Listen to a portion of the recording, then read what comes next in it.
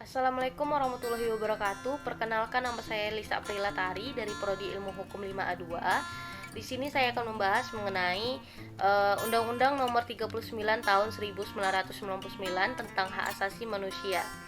Baiklah, pertama saya akan membahas sejarah lahirnya HAM di Indonesia. Sejarah lahirnya HAM di Indonesia tidak terlepas dari runtuhnya masa pemerintahan Orde Baru tahun 1998, yang mana pemerintah Indonesia menaruh perhatian yang besar tentang masalah HAM ini dengan didirikannya Komnas HAM pada tahun 1993. Dan kemudian pemerintahan di masa Orde Reformasi juga menaruh perhatian besar dan serius tentang masalah HAM ini dengan diwujudkannya melalui dikeluarkannya Ketetapan MPR nomor 17/MPR/1998 tentang hak asasi manusia, yang mana hal ini telah dijabarkan di dalam Undang-Undang nomor 39 tahun 1999 tentang hak asasi manusia dan Undang-Undang nomor 26 tahun 2000 tentang pengadilan hak asasi manusia. Adapun pengertian dari pelanggaran HAM yang dimaksud di dalam Undang-Undang Nomor 39 Tahun 1999 yaitu setiap perbuatan seseorang atau kelompok orang yang termasuk aparat negara, baik disengaja maupun tidak disengaja, atau kelalaian yang secara melawan hukum, mengurangi, menghalangi, membatasi, dan mencabut hak asasi manusia yang lain, baik seseorang maupun kelompok orang yang dijamin oleh undang-undang ini atau dikhawatirkan tidak akan memperoleh keadilan. Adapun pengertian pelanggaran HAM yang dimaksud di dalam Undang-Undang Nomor 39 Tahun 1999 yaitu setiap perbuatan seseorang atau kelompok orang yang termasuk aparat negara, baik disengaja maupun tidak disengaja, atau kelalaian yang secara melawan hukum, mengurangi,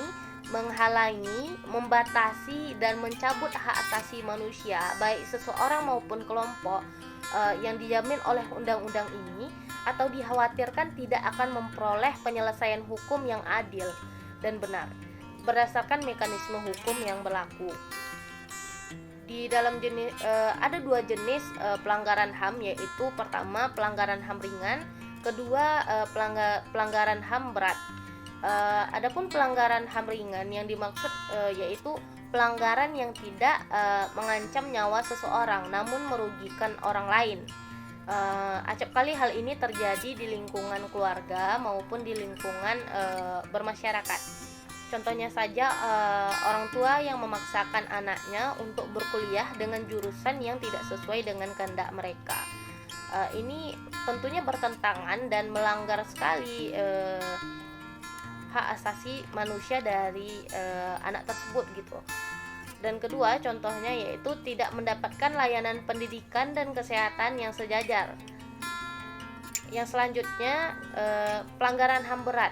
Contohnya saja kejahatan genosida atau genocide, yang mana itu merupakan suatu perbuatan yang dilakukan bertujuan untuk memusnahkan atau menghancurkan sebagian kelompok bangsa, etnis, agama maupun ras tertentu. Yang ini merupakan salah satu termasuk jenis pelanggaran HAM berat. Lalu kemudian contoh selanjutnya yaitu pembunuhan, terorisme, dan perbudakan.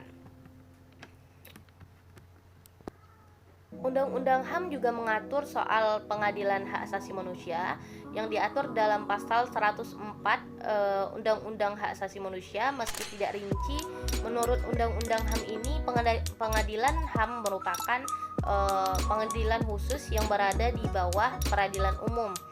Pengadilan ini dibentuk untuk mengadili pelanggaran hak asasi manusia yang berat di Indonesia, yang mana pengadilan ini dikatakan khusus karena dari segi penamaan bentuk pengadilannya sudah secara spesifik menggunakan istilah pengadilan HAM, dan kewenangan pengadilan ini juga mengadili kejahatan-kejahatan tertentu. Pengadilan ini juga merupakan leg spesialis dari KUHP atau Kitab Undang-Undang Hukum Pidana.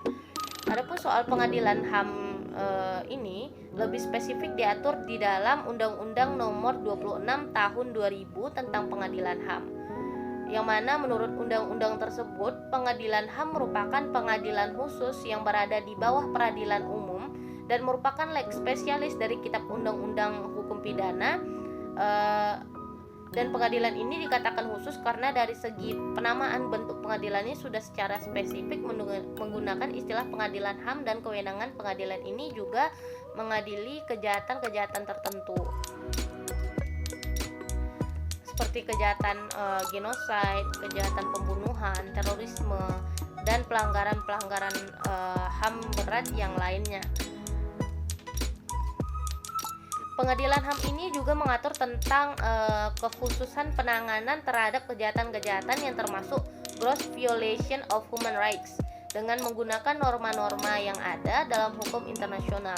Norma-norma yang diadopsi itu diantaranya adalah mengenai prinsip tanggung jawab individual atau individual criminal responsibility yang dielaborasi dalam ketentuan dalam Undang-Undang Nomor 26 Tahun 2000 dalam pasal 1 ayat 4, yang mana tanggung jawab individual ini ditegaskan bahwa tanggung jawab dikenakan terhadap semua orang, namun tidak dapat dikenakan kepada pelaku yang berusia di bawah 18 tahun. Nah, ketentuan ini juga sesuai dengan ketentuan yang diatur dalam Statuta Roma yang juga mengatur tentang tanggung jawab individual dan pembatasan atas tanggung jawab atas keadaan tertentu. Baiklah, terima kasih. Itulah sedikit penjelasan mengenai Undang-Undang Hak Asasi Manusia nomor 39 tahun 1999. Apabila ada kesalahan saya mohon maaf. Wabillahi taufiq wal hidayah. Wassalamualaikum warahmatullahi wabarakatuh.